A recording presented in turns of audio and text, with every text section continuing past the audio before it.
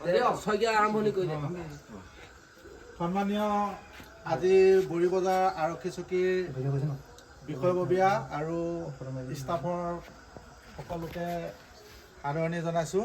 আৰু প্ৰথম কথা হ'ল কি আমাৰ ইয়াতে থকা আজি প্ৰায় ২.৫ বছৰ ধৰি এই থানাতে সুকলমে পৰিচালিত কৰি থকা থানা সম্পূৰ্ণ দায়িত্ব লৈ থকা নিচিনাকৈ আছিলে আমাৰ ভগৱান জেনা ছাৰ। গতিকে তেখেত আজি এই মুহূৰ্তত আমি বিদায় দিবলৈ ওলাইছোঁ। প্ৰমোচন পায় ইয়াৰ পৰা যাবলৈ ওলাইছে।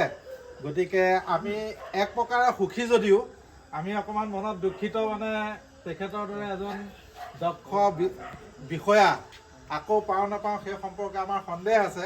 তথাপিতো যিহেতু তেখেতে এটা উচ্চ পৰ্যায়লৈ গৈছে আমি বৰ আনন্দিত হৈছোঁ। আৰু তাৰ পৰিপ্ৰেক্ষিততে সংগতি ৰাখি আমি আজি ইয়াতে এটা প্ৰীতিভোজ আৰম্ভ কৰিছোঁ আৰু তেখেতক ইয়াতেই আমি বিদায় সম্ভাষণ জনাব বিচাৰিছোঁ। গতিকে আজি বিদায় সম্ভাষণ জনাব এখন গামোচাৰে আমাৰ প্ৰদীপ বৰা মেজৰে তেখেতক সম্ভাষণ জনাবৰ বাবে